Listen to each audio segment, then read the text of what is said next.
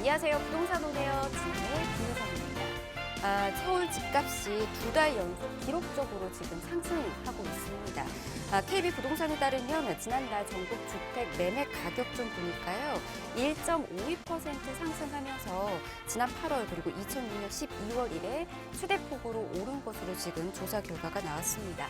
한 달 만에 그 기록들이 계속해서 깨지고 있다. 이렇게도 분석들이 나오고 있네요. 서울을 비롯한 수도권 집값에 대한 상승 전망 여전히 높다라고 전문가들이 입을 모아서 조언하고 있으니까요. 이 점 잘 참고하셔서 여러분들도 투자 전략 세워나가 보시기 바랍니다.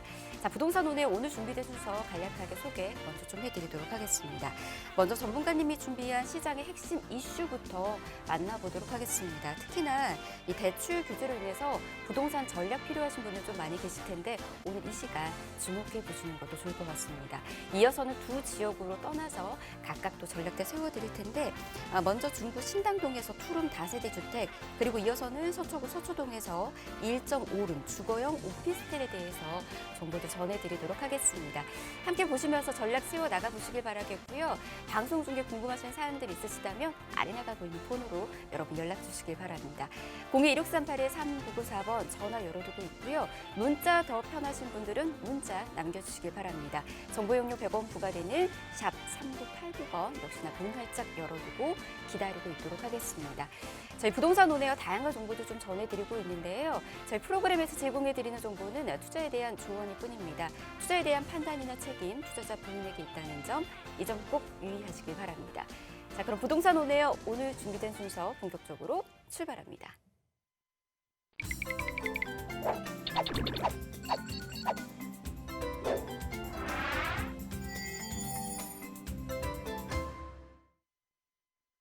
네, 부동산 오네요 생방송으로 함께하고 계십니다.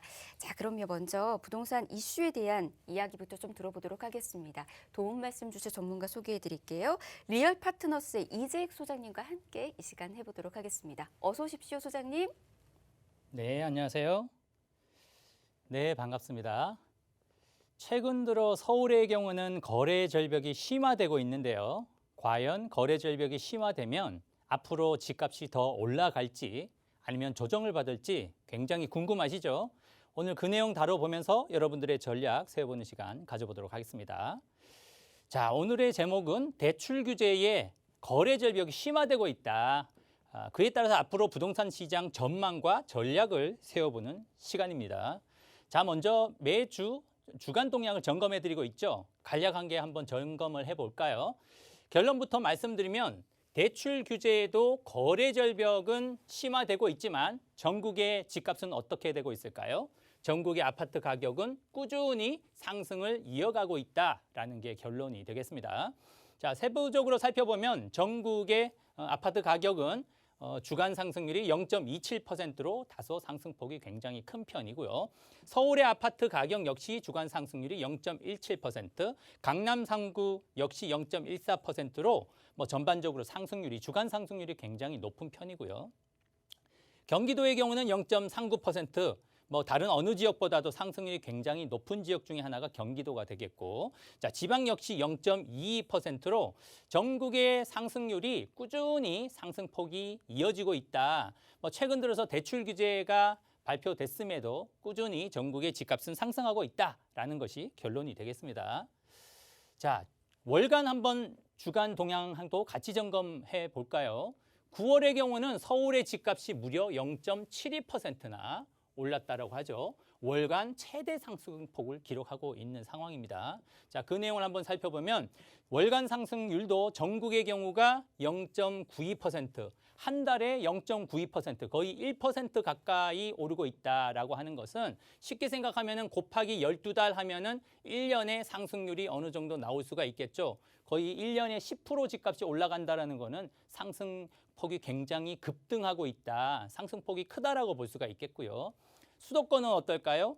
더 높네요. 수도권의 경우는 월간 상승률이 1.24%, 지난 9월이죠. 지난달 9월에 1.24%. 그럼 여기서 12달 하면은 상승률이 무려 1년으로 치면은 10% 이상 되는 높은 수치다.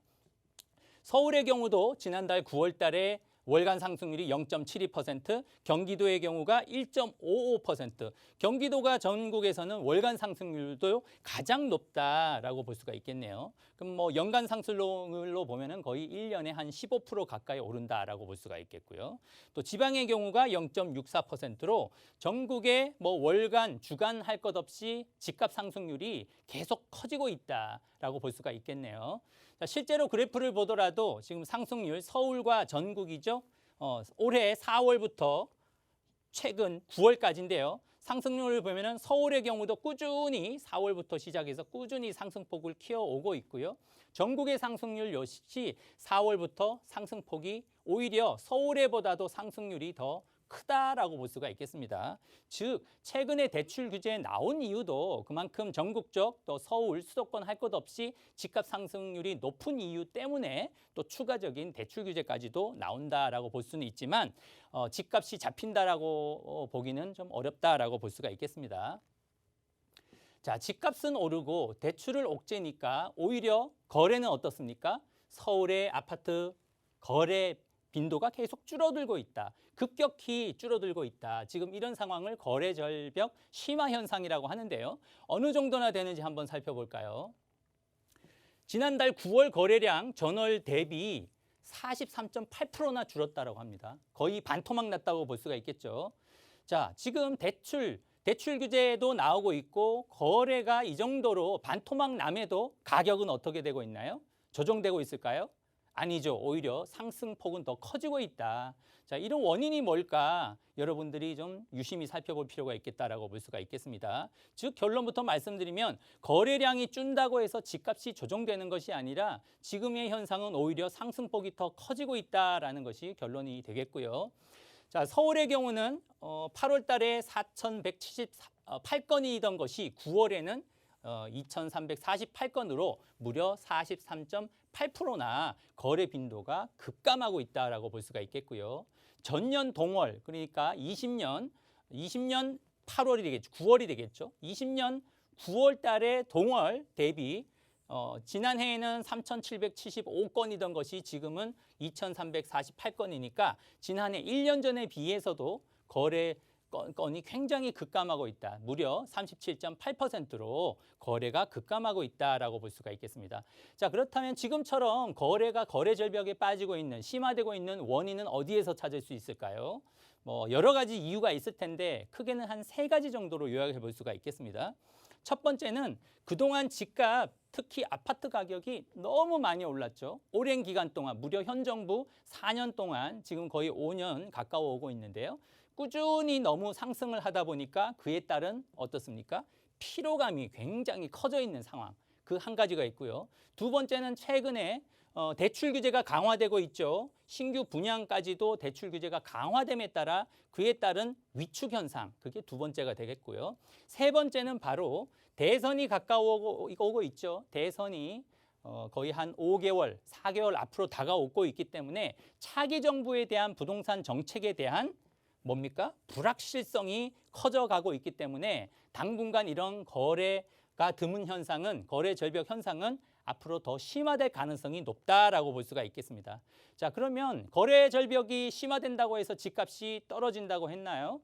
아니라고 했죠. 오히려 지금과 같이 아마도 제 예상으로는 대선 결과가 나오는 내년 3월 그 결과가 나오기 전까지는 최소한 거래 절벽은 더욱 심화될 가능성이 높고 오히려 상승세는 오히려 더 커질 가능성이 높다라고 정리를 해볼 수가 있겠습니다. 자, 실제로 보면 그래프상으로도 여실히 보여지고 있죠. 올해 5월부터 시작해서 한 최근까지인데 지금 보시는 바와 같이 4,896건 5월 달에 이 수치가 계속해서 갑자기 뚝 떨어지고 있죠. 이 시점에 무슨 일이 있었을까요? 바로 대출 규제가 시행된 시점이기도 하다. 그리고 말씀드렸듯이 대선이 점점 가까워 올수록 이 거래 건수는 계속 대폭 줄어들 가능성이 높다라고 볼 수가 있겠고요. 최근에 10월 17일의 거래 건수를 본다면 한 276건밖에 안 된다.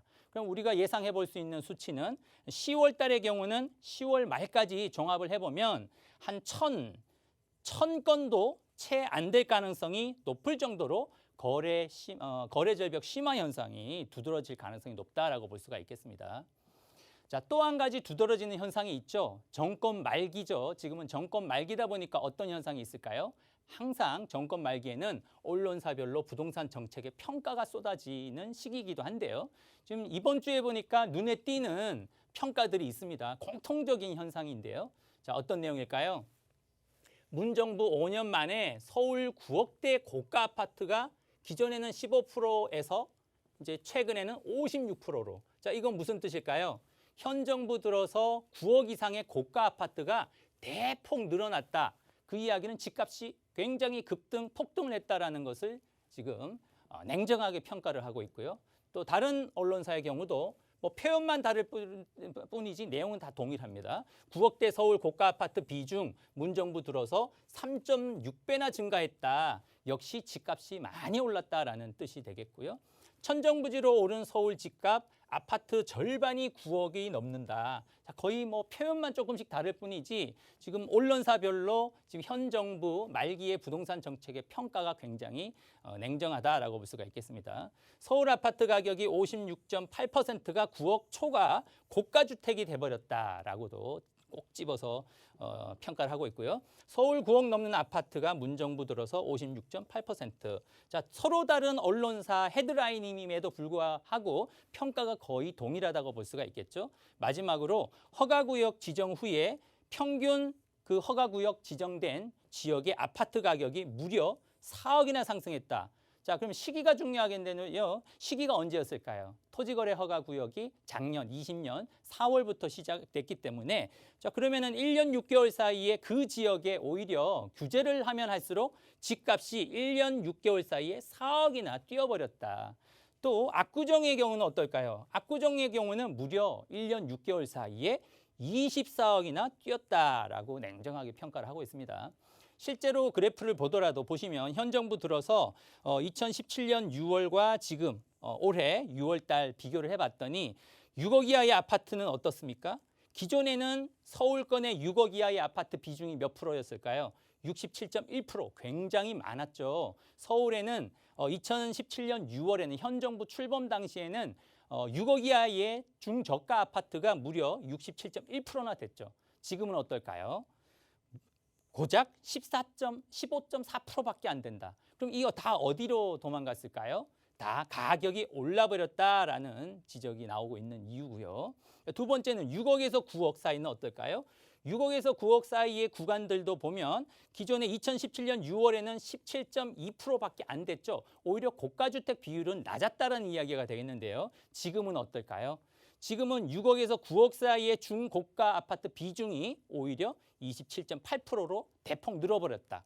그 다음 구간 9억에서 15억 구간은 어떨까요? 4년 전 2017년 6월에는 11.8%로 현 정부 출범 당시에는 고가주택 비중이 굉장히 낮았다가 지금은 무려 9억에서 15억 구간의 비중이 34%로 대폭 늘어나 버렸다.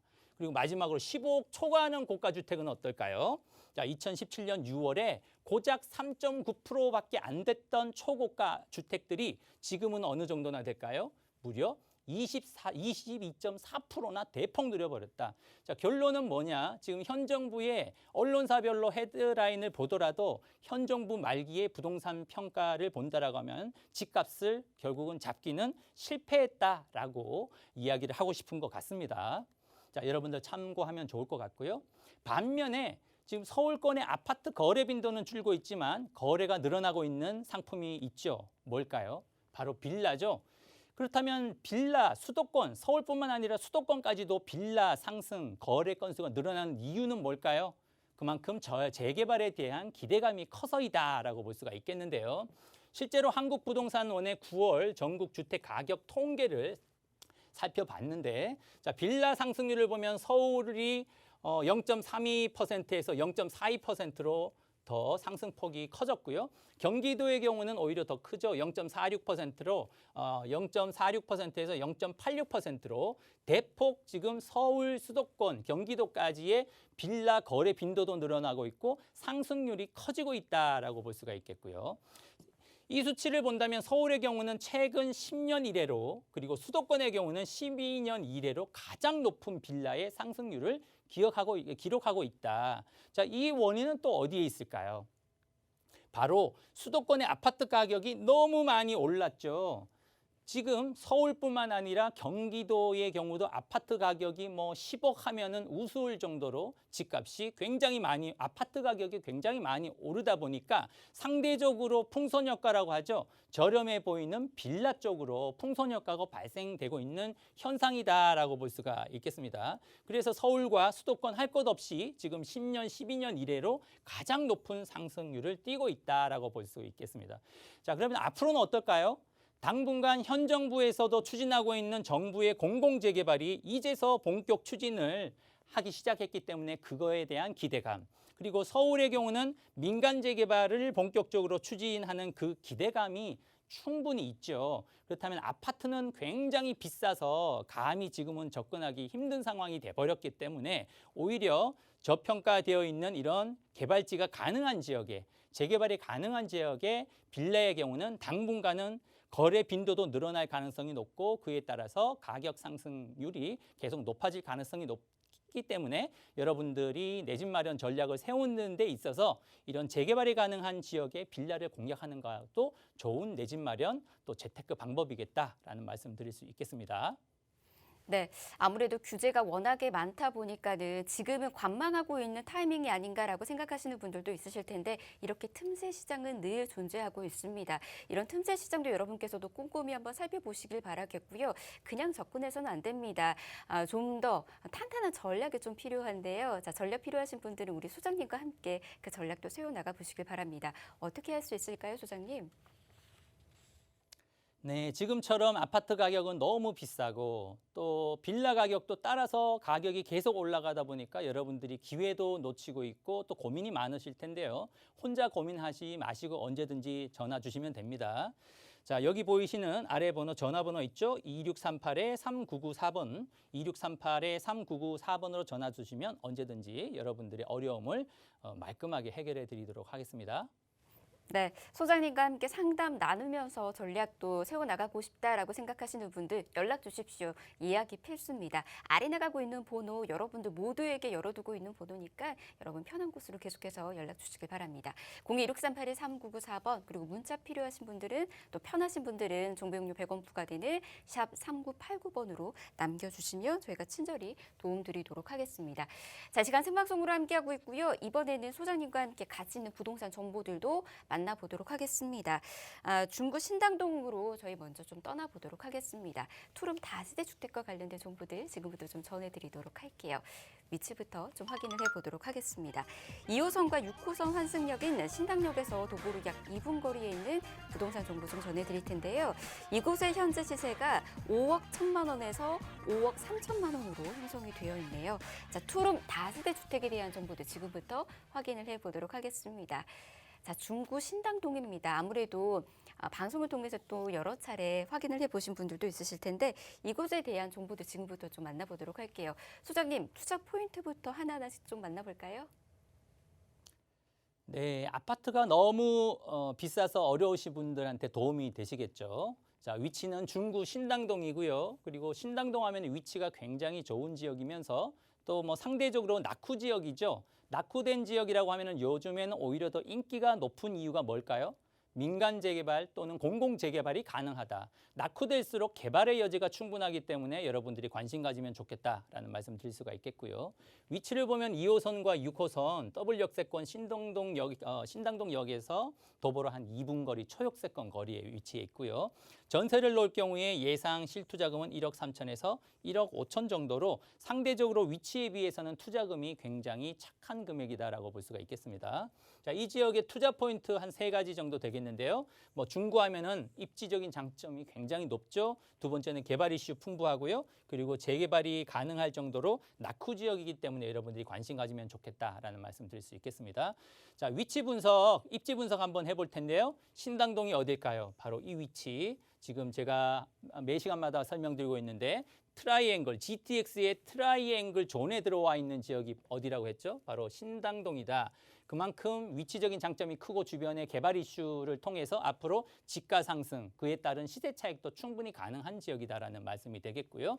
인접지에 청량리 역세권, 왕십리 역세권, 그리고 개통될 예정으로 있는 삼성 역세권, 그리고 서울 역세권 이렇게 해서 트라이앵글 존에 들어와 있는 지역은 제가 뭐라고 말씀드렸죠? 이 지역 주변부나 트라이앵글 존에 들어와 있는 지역은 묻지도 따지지 말아라라는 말씀. 그만큼 미래 가치가 탁월하다라는 말씀을 항상 드리고 있고요. 또 인접지에 용산 하면 여러분들 잘 아시죠? 지금 용산의 아파트 가격이 거의 강남 아파트를 거의 따라잡고 있다라는 여러분들이 소식을 들었을 정도로 바로 고가주택 밀집 지역에 가까울수록 향후의 미래 가치는 높다, 비례한다라고 보시면 좋을 것 같습니다. 자, 디테일하게 한번 살펴보면 신당동이 어딜까요? 바로 신당역을 위치하고 있는 위치. 향후에 GTX가 개통이 된다면 시청, 명동, 동대문, 서울역하고는 뭐 5분, 10분 거리가 되고요. 그리고 여의도 용산까지 GTX가 개통된다라고 하면은 뭐 10분, 15분 거리밖에 안 되고요. 그리고 강남권까지도 GTX가 개통된다면 향후에 10분, 한 15분 정도밖에 안 될 정도로 직접 근접 거리가 굉장히 탁월한 지역이다라고 볼 수가 있겠습니다. 자, 앞으로 GTX ABC 노선 트라이앵글 존에 들어와 있는 지역이 어디라고 했죠? 바로 신당동이라고 말씀드렸습니다. 자, 앞으로 그렇다면 GTX가 개통되면 유동인구가 더 유입될 수밖에 없기 때문에 유동인구가 급격히 늘어나는 지역은 어떻습니까? 집가가 상승하고 임대가가 상승하면서 충분히 시세 차익도 가능하겠다. 무엇보다도 낙후 지역이기 때문에 향후에 재개발도 가능한 큰 장점이 있겠다라고 볼 수가 있겠고요. 자, 주변에 90만 직장인 수요가 많기 때문에 안정적으로 임대 사업도 가능하고요. 그에 따라서 시세 차익도 충분히 가능하다라고 볼 수가 있겠고요.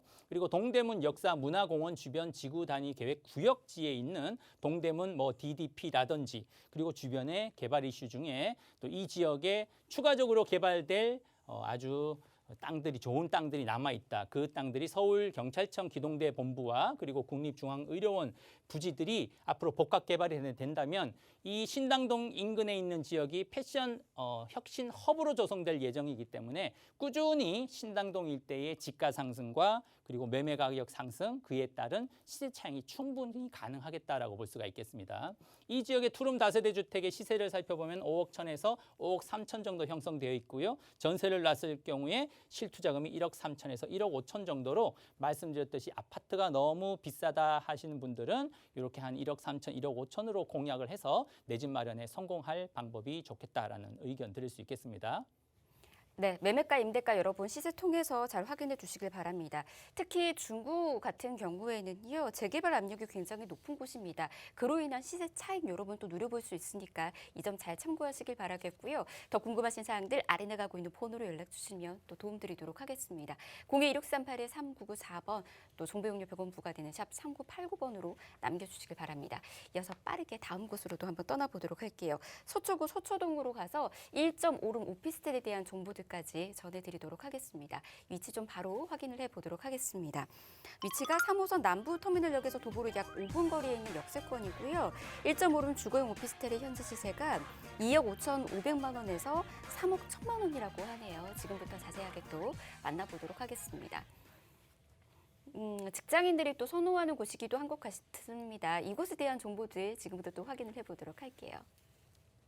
네, 다세대 주택 다음으로 요즘에 거래 건수도 높아지고 있고 인기가 높은 것이 주거용 오피스텔이죠. 지금 서초동에 있는 주거용 오피스텔로 한번 가볼 텐데요. 3호선 남부터미널역에서 도보로 한 5분 거리 초역세 거리이고요. 또 전세를 놓을 경우는 가장 큰 이 지역의 장점은 실투자금이 전세를 놓을 경우에는 평균 4천만 원밖에 안 된다라는 것이 큰 장점이라고 볼 수가 있겠습니다.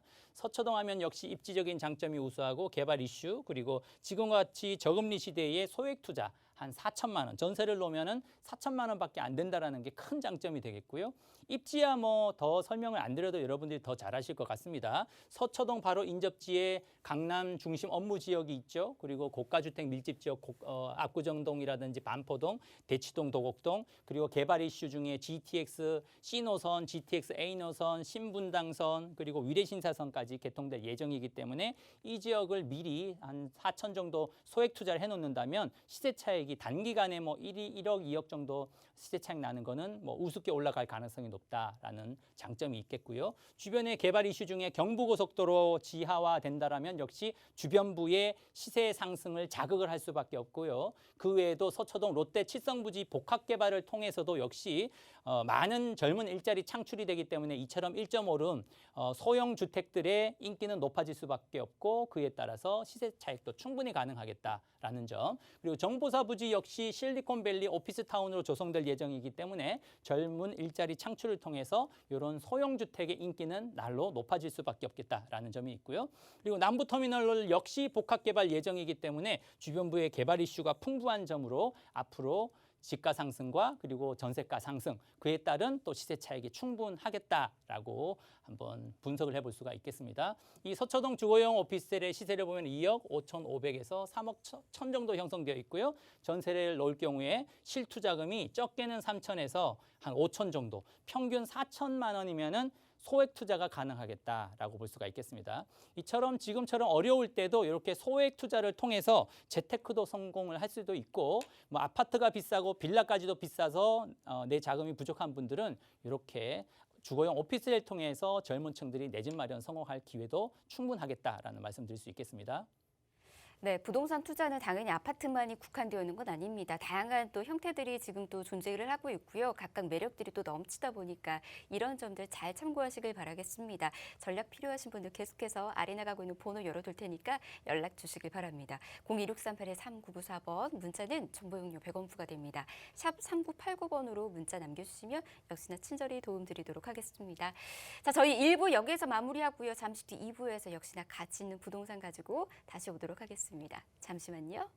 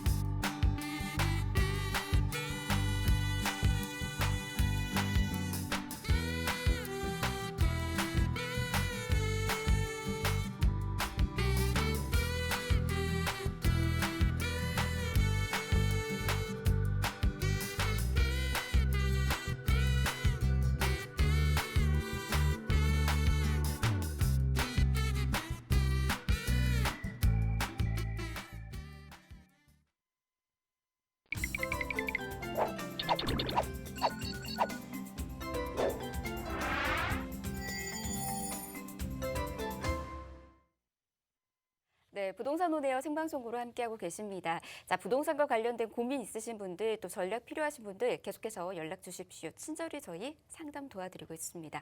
아래 나가고 있는 번호예요. 자, 02638-3994번, 문자 편하신 분들은 문자 주십시오. 정보용료 100원 부과되는 샵 3989번도 역시나 문 열어두고 기다리고 있습니다.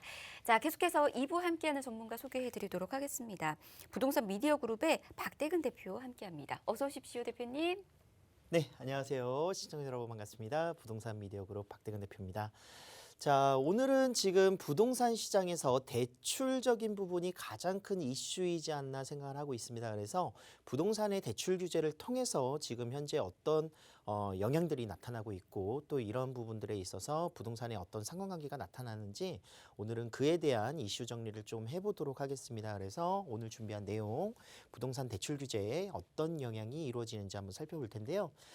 자, 지금 현재 보통 4분기 정도에는 매해년마다 이제 대출 총량의 그런 규제로 인해서 대출을 축소하는 분위기는 항상 있었습니다. 하지만 올해 같은 경우에는 부동산의 이런 가격 상승을 잡기 위한 수요를 억제하기 위한 부동산의 규제가 더욱더 강력해지는 그런 과정 속에서 대출 규제가 더욱더 심화됐다라고 말씀드릴 수가 있겠는데 실질적으로 이제 대출을 막게 되면은 어떤 부분들이 피해가 될 수 있느냐 부동산의 매수 수요를 줄이는 그런 효과를 보기 위해서 이제 대출 규제를 했지만 실수요자들 뭐 예를 들어서 전세를 들어가시거나 또는 이제 아파트를 매수하기 위해서 중도금 대출의 그런 상황들이 또 어려워지는 이런 상황들이 같이 함께 나타나면서 실수요자들이 오히려 지금 현재 굉장히 힘들어지고 있다라는 그런 부분 때문에 이슈가 되고 있다라고 말씀드릴 수가 있겠습니다. 그래서 대출이 막히면서 이제 4분기 지금 현재 뭐 월세로 내몰림 현상 이루어지는 부분들이라든가 뭐 어느 정도의 그런 대출이 나올 수 있는 상품에 굉장히 새벽까지 줄 서는 이런 기현상들도 나타나고 있다. 그리고 또 2금융권이라든가 이런 1금융보다 2금융권의 뭐 금리가 더욱더 이제 역전 나는 이런 현상들도 나타나고 있고 그렇다면 이제 뭐 그렇게 조였는데 이제 가계대출은 줄어들었느냐 총량은 오히려 늘어나는 모습들도 나타나고 있습니다. 그래서 반사이익이라고 하죠. 풍선 효과라고도 이제 이야기를 하는데 규제가 이루어질 것으로 예상이 되다 보니까 실질적으로 내가 굳이 대출을 안 받아도 되는 사람들도 미리 받아놔야지라는 생각으로 지금 현재 가계대출을 오히려 더 증가하는 이런 모습들 나타나고 있다라고 보여지고 있습니다. 자, 그래서 이제 정부에서는 실수요자들에 대한 대출 규제는 이제 조금 그래도 대출 어떻게 보면은 가계대출 총량에서 제외를 시켜라라고 얘기를 하면서 한 발 뒤로 물러선 모습들입니다. 그래서 전세자금 대출은 이제 제외를 시키겠다라고 이야기를 했고요. 그렇기 때문에 지금 현재 지난 18일이었습니다. 이제 주요 은행들에 대해서 전세자금의 대출에 대해서는 이제 제한들을 완화시키겠다라는 정상화되는 이런 모습들을 보여줬었는데 하지만 이것도 조건부라고 말씀드릴 수가 있겠습니다. 그냥 대출을 풀어준 것이 아니라 그에 맞는 차주별 대출 심사의 그런 요건들을 강화시켰기 때문에 조건이 맞는 사람들에 대한 대출만 허용이 되고 있다라고 말씀드릴 수가 있겠습니다. 자, 어떤 부분에 있어서 이제 전세자금 대출의 규제가 완화가 됐는지 살펴보도록 하겠는데요. 기존에는 잔금일 이후에도 전세자금 대출을 받을 수 있었던 부분들이 이제는 잔금 지급일 이전까지만 전세 대출을 가능하도록 구성을 했습니다. 그래서 어떻게 보면 잔금을 치렀으면은 이제 잔금을 치를 수 있는 여력이 있다라고 판단을 했기 때문에 추가적인 대출을 시켜주지 않겠다라는 이제 기본적인 지침을 세운 거다라고 볼 수가 있겠고 계약갱신할 경우에도 총 보증금액의 보통 80%, 뭐 70%, 80% 정도의 전세자금 대출이 가능했다면 지금은 이제 전세 갱신을 하게 됐었을 때 증액분에 대해서 이제 퍼센테이지가 구성이 되다 보니까 실질적으로 대출의 양은 더 줄을 수밖에 없다. 라고 말씀드릴 수가 있겠습니다. 거기에 더불어서 지금 현재 부채 원리금 상환 비율이라고 하는 소득에 대해서 대출을 해주는 DSR을 이제 어떻게 보면은 이제 주택담보대출이 아닌 전세자금 대출에도 적용을 시킬 수도 있는 지금 방안들이 나오고 있기 때문에 이렇게 됐었을 때는 내가 소득에 따라서 대출의 규모는 더욱더 축소될 수밖에 없다라고 말씀드릴 수가 있겠고요.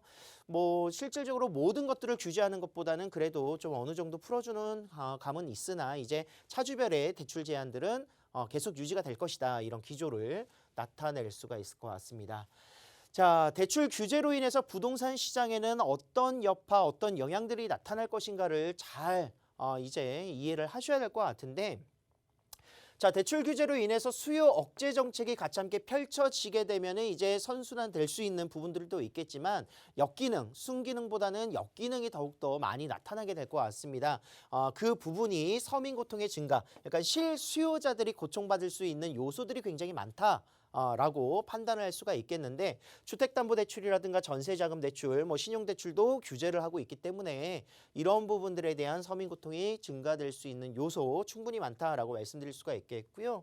자, 대출 총량을 규제를 하게 됨으로 인해서 금리적인 부분, 사실상 이제 대출을 받기가 더욱더 어려워지다 보니까 금리는 자연스럽게 수요 공급에서 올라갈 수밖에 없는 요소를 가지고 있죠. 그래서 금리가 전체적으로 상승이 계속되고 있다. 실질적으로 금리가 상승하게 되면 부동산에는 지대한 영향들을 끼치게 되는데 대표적으로 금리가 상승하게 된다면 가격들이 올라가는 이런 현상들을 볼 수가 있습니다. 그래서 금리 상향의 부담들, 서민고통의 증가가 이루어질 수 있는 가장 큰 어떻게 보면은 부작용이다라고 말씀드릴 수가 있겠고요.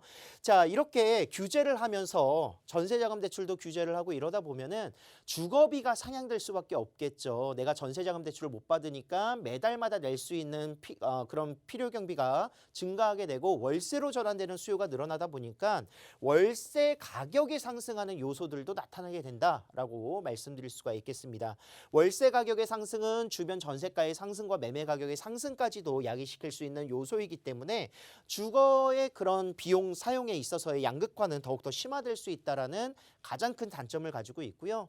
자, 부동산 관련 사업자 대출들도 규제를 같이 함께 하고 있죠. 그렇기 때문에 집을 공급할 수 있는 사업자들에 대한 대출 규제도 같이 함께 이루어진다면 공급은 더욱더 축소될 수밖에 없는, 공급이 축소되기 때문에 수요는 오히려 더욱더 높은 가격을 주고 들어갈 수밖에 없는 영향을 끼칠 수밖에 없습니다. 자, 그렇다면 누가 가장 이득을 볼 것인가? 현금 유동성의 지금 억제 정책이기 때문에 이런 정책적으로 비껴나갈 수 있는 유동성을 많이 가지고 있는 사람들, 현금 보유라든가 유동성이 많은 사람들이 오히려 좋은 물건들 취득할 수 있는 기회가 더욱더 많이 생기겠죠. 그렇기 때문에 부동산 시장의 양극화도 나타나게 될 것이고 부동산 투자에 있어서의 그런 유동성이 많은 사람들이 더욱더 쉽게 접근할 수 있다라고 정리를 해보도록 하겠습니다. 그래서 이런 시기일수록 오히려 투자에 있어서는 조금 더 현명하게 가격이 상승될 수 있는 요소들이 굉장히 대출적인 규제에 있어서 나타날 수 있기 때문에 충분히 고려하시고 생각하셔서 지금 현재로서는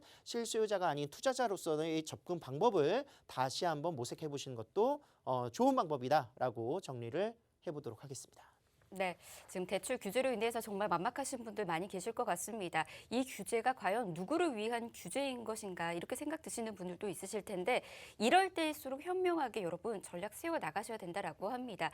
전략도 필요하신 분들 우리 또 대표님과 함께 세워 나가실 수 있거든요. 이 부분 함께 또 이야기 들어보도록 하겠습니다. 세미나 소식까지 이어서 좀 들어볼까요? 자, 소액 빌라를 투자를 통해서 지가를 상승시키거나 또는 내 집 마련을 위해서 아파트를 취득할 수 있는 방법, 청약도 어렵다 또는 내가 주택이 있기 때문에 아파트를 취득하기에 매매가가 너무나도 부담스럽다 하시는 분들, 재개발 지역들 지금 현재 조금 분석을 해보셔서 조합원의 입주권이라든가 이런 부분들을 취득할 수 있다면 굉장히 좋은 기회로 1억 원 이내로 투자할 수 있는 이런 지역들을 선별해서 투자할 수 있는 방법이 될 것 같고요. 소액 투자 역시 지금 현재 빌라 가격 꾸준하게 계속 상승하고 있는 이유 바로 이런 부분 때문입니다. 그래서 소액 투자를 통해서 앞으로의 그런 지가가 상승될 수 있는 지역을 선별하셔서 투자를 하시는 방법들을 무료 세미나로 공개하고 있습니다. 매주 일요일 오후 1시에 진행이 되고 있고요. 1대1 비대면 또는 1대1 개인 상담도 매주 화요일에 같이 함께 동시 진행하고 있으니까요. 선착순으로 예약 전화해 주시고 신청해 주시면 감사드리겠습니다. 네, 세미나는 예약이 필수입니다. 여러분 꼭 예약하셔서 좋은 정보들 받아가시길 바라겠고요. 아무래도 원하시는 분들 좀 많으실 텐데 선착순으로 진행이 되고 있습니다. 서둘러서 연락 주시길 바랄게요. 021638-3994번 그리고 정보용료 100원 부과되는 샵 3989번으로 세미나 예약 이렇게 남겨주셔도 저희가 도움 드리고 있으니까 편하게 계속해서 연락 주시길 바랍니다. 자, 시간 생방송으로 함께하고 있고요. 이번에는 박대근 대표님과 함께 가치 있는 부동산 정보들 전해드리도록 하겠습니다. 두 지역 기다리고 있는데 먼저 강남으로 먼저 좀 떠나보도록 하겠습니다. 강남구 역삼동에 위치한 1.5룸 오피스텔에 대한 정보들 좀 전해드리도록 하겠습니다. 위치가 2호선 역삼역에서 도보로 약 3분 거리에 있는 역세권이고요. 1.5룸 기준 시세가 4억 5천만 원에서 4억 6천 3백만 원으로 형성이 되어 있네요. 이곳에 대한 정보 바로 좀 만나보도록 하겠습니다. 이어서 좀 이야기 들어볼까요, 대표님? 자, 서울 지역에서 가장 수요가 많다라고 할 수 있는 테헤란로 일자리의 그런 가장 중요한 거점이죠. 중심 업무지구인데 이 지역에 위치하고 있는 오피스텔 함께 만나보도록 하겠습니다. 오피스텔이기 때문에 소액으로 투자하기 가능하시고 그리고 대출 규제라든가 이런 부분들을 비껴나갈 수 있고 임대사업자 등록을 통해서 취득록세의 감면이라든가 다양한 혜택들을 보실 수 있는 다주택자라도 쉽게 투자할 수 있는 주택의 유형이다라고 말씀드릴 수가 있을 것 같고요. 자, 강남 지금 역삼동 같은 경우에는 생활에 최적화되어 있는 인프라의 그런 대표적인 지역이다라고 말씀드릴 수가 있겠고 대표적인 그런 직장인들의 수요지 토지 그리고 또한 직주 근접성이 우수하기 때문에 실거주하기에도 굉장히 1, 2인 가구의 밀집도가 높은 지역이다라고 말씀드립니다.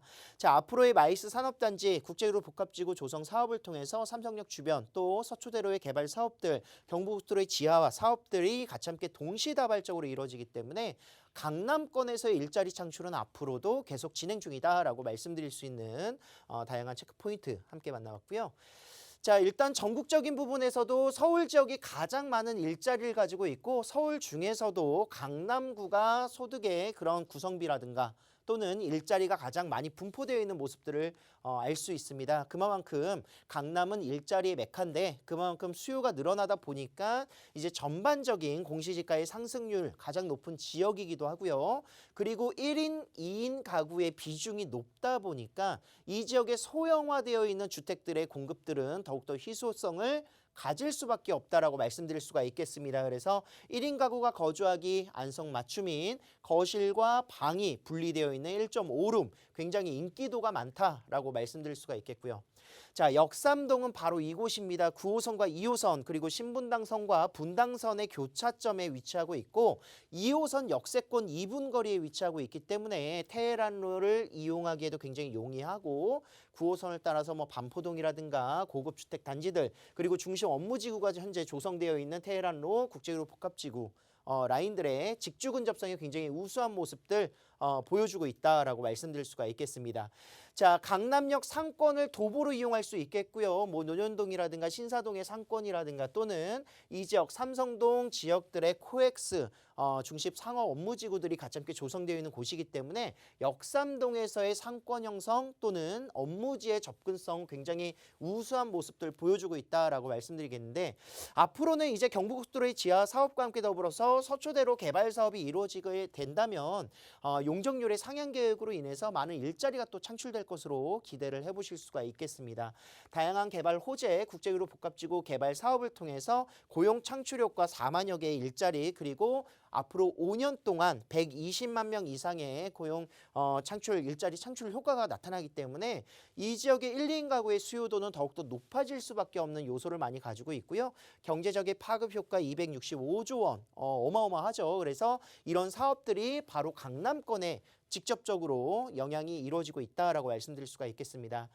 자, 이미 뭐 착공이 들어간 부분들은 알고 계실 겁니다. 영동대로 지하 사업을 통해서 복합 환승센터가 조성이 될 것이고 상업이 같이 함께 공존할 수 있는 또 코엑스와 현대차 글로벌 비즈니스센터의 지하 공간이 같이 함께 연결이 되는 대규모 지하 도시의 조성 사업이기 때문에 상업시설 증가뿐만이 아니라 일자리 창출도 많은 기대감을 모으고 있습니다. 또 이곳에 GTX A노선과 또 C노선이 들어서기 때문에 복합 환승센터가 조성이 될 것이고 위례 신사선과 그리고 신분당선의 연장선 사업들 용산을 지나서 한남뉴타운 용산을 지나서 서울역 또 북부 역세권 북부까지 그런 연장선 사업들도 개발이 되고 있기 때문에 신분당선의 황금노선과 그리고 또한 GTX 라인들을 바로 직접적인 교통의 호재로 만나보실 수 있는 강남권이다라고 정리를 해드리도록 하겠습니다. 네, 정말 강남답게 굵직한 호재들을 안고 있는 곳인 것 같습니다. 여러분께서도 잘 확인하셔서 전략 세워 나가셔야 될 것 같은데 가장 중요한 건 매매가 임대가이지 않을까 싶습니다. 이 부분 시세 통해서 이어서 좀 들어보도록 할게요. 자, 일정으로 오피스텔이 되겠습니다. 젊은 어떻게 보면 신혼부부라든가 사회초년생들 또는 일자리를 가지고 있는 어떻게 보면 1, 2인 가구가 굉장히 선호할 수밖에 없는 구성이고 구조이고 또 오피스텔이다라고 말씀드릴 수 있기 때문에 수요자들은 굉장히 많다라고 말씀드릴 수 있습니다. 그래서 투자하기에도 굉장히 적합한데요. 매매 금액은 4억 5천에서 4억 6,300만 원 정도의 층수별로 조금씩의 차이는 있습니다. 거기에 더불어서 전세를 놓으신다면 약 4억 원 정도로 이제 전세를 맞추실 수 있기 때문에 뭐 전세가가 떨어지는 지역이 아니라 오히려 전세가라든가 월세가가 올라갈 수 있는 상향 지역이기 때문에 투자 금액은 계속해서 줄어들 수 있다라고 말씀드리도록 하겠습니다. 약 5천에서 5,300만 원 정도의 전세를 끼고 사실 경우에는 갭 투자 비용 요 정도 들어가신다 볼 수가 있겠고요.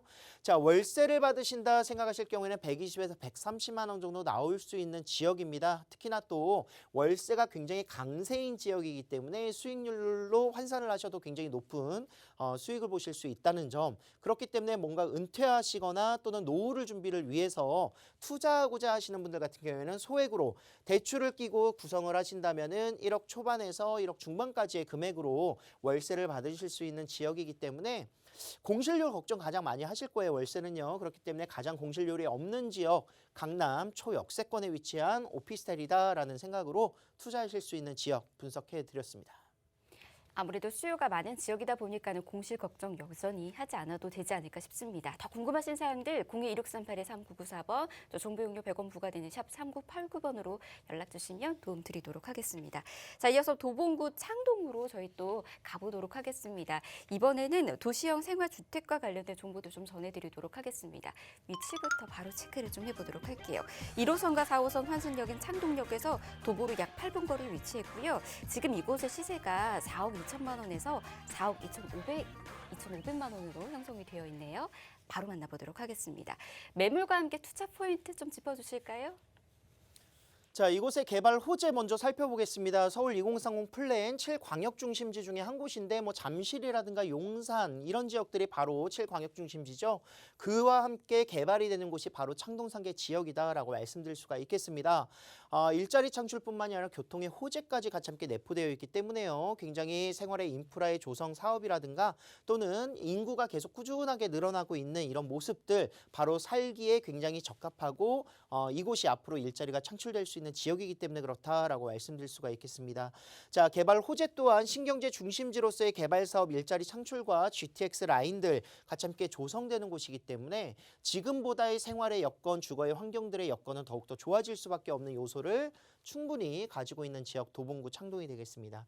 자, 올해였습니다. 올해 상반기에 이제 공시지가 발표가 됐는데 서울의 평균이 19.91%포인트의 공시지가 상승률을 기록했습니다. 서울의 약 1.5배 이상의 지역 도봉구 26.19%의 공시지가 상승률로 상위권에 지금 분포되어 있는 모습들을 보여주고 있기 때문에 가격 상승, 지금 현재 저평가되어 있는 곳이 가격이 오르고 있는 곳이 어딘가 보시면은 노도강 지역들 볼 수가 있겠다라고 말씀드리고 있습니다. 이곳에 앞으로의 이런 가격들이 상승하는 이유 중에 하나가 단순히 배드타운이라든가 이런 지역적인 한계 이런 부분들을 탈피하고 일자리가 창출되고 문화의 조성이라든가 이런 교통의 호재들이 같이 함께 복합적으로 어울리면서 가격에 굉장히 상승분들이 높아지고 있다라고 말씀드릴 수가 있겠는데요.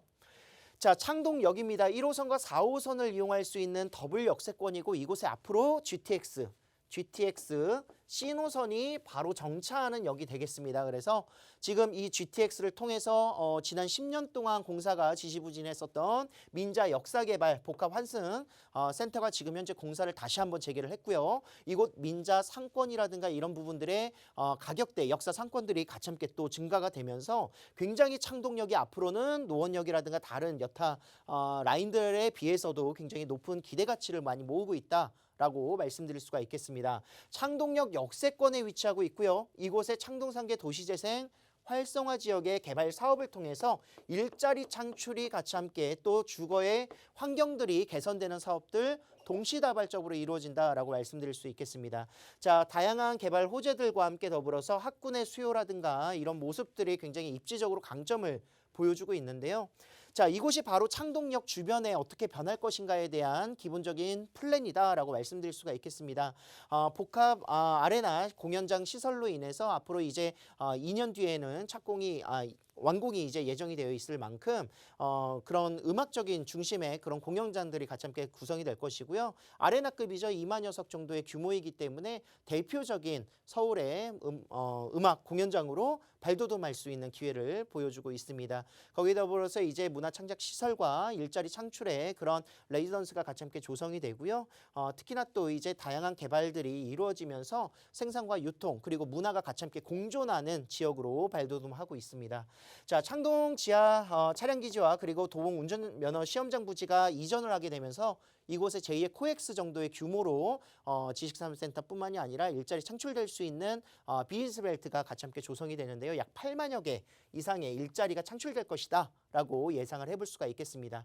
자, GTX 신호선이 들어서면서 복합 환승센터가 조성이 될 것이고요. 민자 상권들이 같이 함께 조성이 되고 동부간선도로 지하 사업을 통해서 강남권 삼성역이 같이 함께 조성될 수 있는 강남까지의 영동대로 지하 사업과 연계될 수 있는 동부간선도로 지하 사업도 대형 개발 호재로 만나보실 수 있겠습니다. 자, 금액은요 약 25평형 아파트를 생각하시는 금액대에 이미 8억대를 넘어가고 있거든요. 그렇기 때문에 반 가격 정도밖에 되지 않는 금액으로 도시형 생활주택 3룸을 만나보실 수가 있겠습니다. 넓은 방들이 굉장히 메리트가 있고 장점이라고 할 수 있겠는데 4억 2천에서 4억 2,500만 원으로 넓은 3룸, 4인 가족 충분히 거주 가능한 모습을 보여주고 있고요. 전세 시세는 약 3억 7천에서 3억 7,500만 원이고 투자 금액 3룸 투자하신 데 있어서 4,500에서 5,500만 원으로 투자가 가능한 지역이 되겠습니다. 자, 월세를 놓으시더라도 약 100에서 110만 원 정도 대출 금액 제외하시고 2억에서 2억 1천만 원 정도 예상을 하시는데요. 자, 중요한 부분 중에 하나는 이제 실물 자산, 부동산은 화폐 가치의 하락과 연관성 없이 계속 꾸준하게 가치가 상승할 수 있다는 점입니다. 그래서 지금 구입을 해놓으시거나 투자를 해놓으셔야 앞으로 5년 뒤, 10년 뒤에 이 가치가 상승했었을 때 그런 차익들을 보실 수 있기 때문에 인플레이션에 대비한 전략으로 부동산의 실수요 투자 함께 해보시길 바라겠습니다. 네, 부동산 전략도 필요하신 분들 많이 계실 텐데 이 점 잘 참고하시길 바라겠고요. 저희 아래 나가고 있는 번호 계속해서 저희 방송이 끝나고 난 이슈 앱을 열어둘 테니까 연락 주시길 바랍니다. 저희 오늘 여기에서 인사드릴게요. 함께해 주신 여러분 고맙습니다.